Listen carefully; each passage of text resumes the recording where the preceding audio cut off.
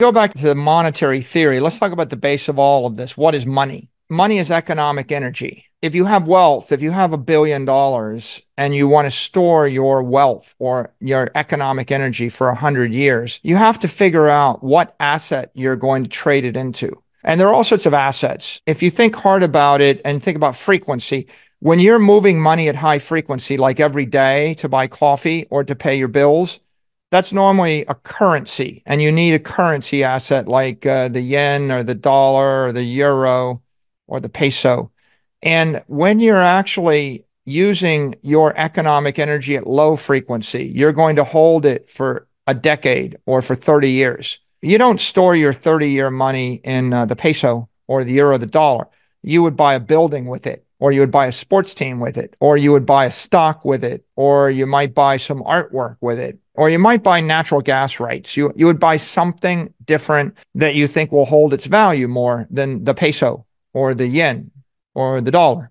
So money, it divides into two classes of asset: the currency assets and then the capital asset. And I think the capital asset is long-term money, low-frequency money.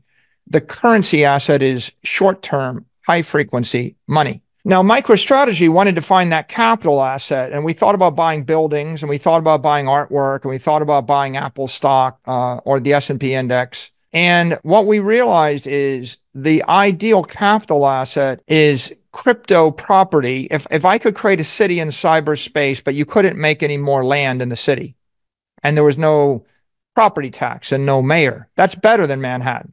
Because Manhattan's not valuable to people in China or Japan. Manhattan appeals to a part of the world. But what if I created a cyber Manhattan that appealed to everybody, no matter what language they spoke, no matter what flavor their money, everywhere? It struck me that a crypto property is better than physical property. And then I started thinking about gold, and it struck me that crypto gold is better than physical gold, because if God came down from heaven and said, you can't make any more gold, there's only going to be 21 million gold coins, I'm going to let you teleport the gold, telepathically move it. I'm going to let you program the gold. I'm going to let you hold it in your head. I'm going to store it safely in heaven forever for you. And I'm going to make sure that no one ever steals it from you. And I'll do that all for free. You would think that's a better gold. But of course, God's not doing that. And so we create a crypto gold that does that. So your first observation is, wow, Bitcoin or crypto gold and crypto property look like better investments than physical gold and physical property. So the next question is, well, I heard there's 10,000 different cryptos. They all claim to be better than Bitcoin. Bitcoin's the first, but everybody thinks they're the next Bitcoin. They're the better one. The question becomes, well, which one's the best? And in order to find the best one, you have to answer a set of questions like what's most ethically sound? Which one is most technically sound? Which one is most economically sound? Okay, well, the ethically sound question comes down to, did a group of criminals create the crypto? That's not good. Did a company create the crypto? That's a little bit better, but it's still not good. Or did the people create the crypto? Is it of the people? Is it common property, or is it corporate, or is it criminal or counterfeit? Well, what makes Bitcoin special is the Immaculate Conception. Satoshi created this network, created a way, then he gave it away, then he walked away, right? A very simple thought. If someone created something, gave it to the world, never benefited from it, and left, that is the definition of common property. So Bitcoin was made a common property through the behavior of Satoshi. Satoshi mined 1 million coins. They've never moved. They will never move. The whole point was, look, I give this as a gift to the world. This is yours. This is not mine. There is no company behind Bitcoin. It is common property. All the other cryptos have corporations or criminals behind them, right? And the big ones, the top 100, have corporations behind them. And you can see them, whether it's the Ethereum Foundation or Consensus, or I could go down the list, the Solana Corporation. If there's a CEO, right, and if you can subpoena it, right, then it is corporation. It's corporate coin. And they own a lot of the coin. They had pre-mines, they had ICOs. They're really just like securities. And because they never came public, they're probably unregistered securities. So the corporate coins, they don't work as global money because there's a company behind it. And then, of course, the coins launched by the criminals, like the Terra Luna, or FTT token are two examples where the people that created them are in jail now. Well, that's kind of a silly idea, right? It makes no sense for you to trust your life savings in a criminal coin or a corporate coin. So Bitcoin represents the greatest common property in the world. And, how do you know it's the greatest? Well, it's not just the fact that Satoshi launched it with an immaculate conception. The second way you know it's the greatest is that it has the most powerful computer network backing it. It has somewhere between 20 and $40 billion of capital invested in Bitcoin mining equipment. And these are custom silicon ASICs that are generating about 600 exahash of computer power every second. That is more power than all of Amazon or all of Microsoft or all of Google's data centers.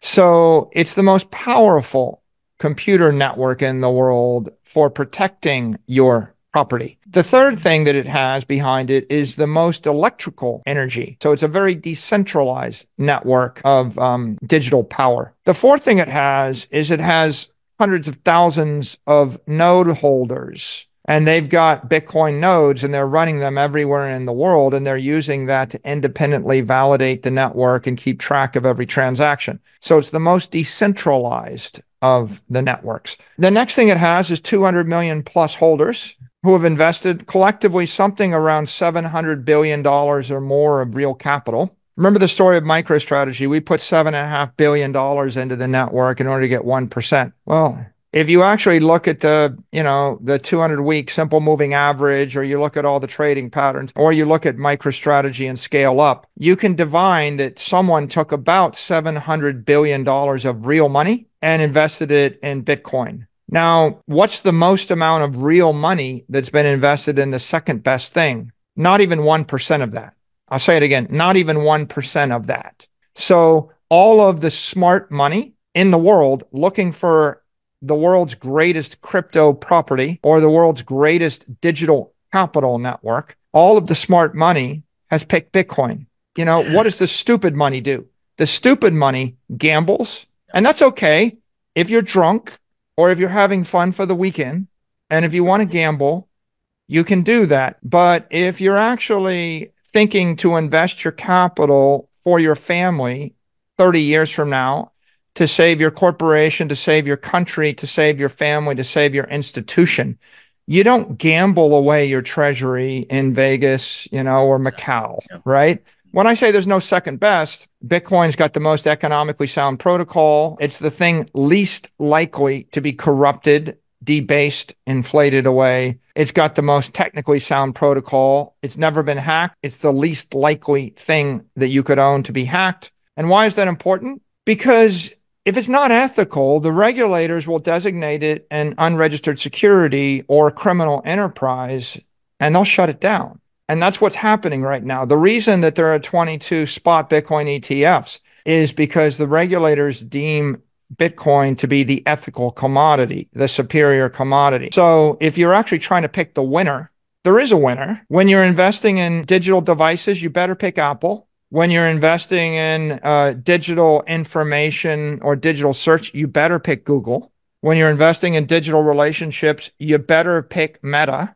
When you're investing in corporate digital processes, you better pick Microsoft. And that's because there is one digital winner. Everybody else gets ground into the dirt. And Bitcoin is digital capital. It is the winner of the network. It's now possible to see it. There isn't a second best.